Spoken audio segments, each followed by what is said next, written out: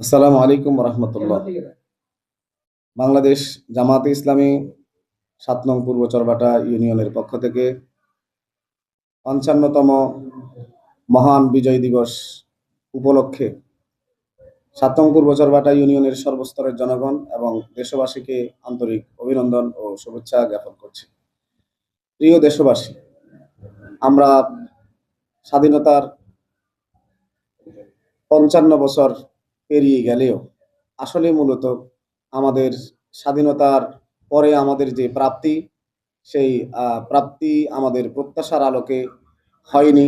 এজন্য আমরা আগামীতে সকলে মিলে সুন্দর একটি সোনার বাংলাদেশ গঠনের লক্ষ্যে, বৈষম্যহীন একটি বাংলাদেশ গঠনের লক্ষ্যে, আমরা চাঁদাবাজ মুক্ত, দখল মুক্ত একটি সমাজ ব্যবস্থা গঠনের লক্ষ্যে আগামীর জাতীয় সংসদ নির্বাচনে আমরা সকলে মিলে এদেশে একটি সুন্দর নির্বাচন উপহার দেব, এই আশাবাদ ব্যক্ত করছি।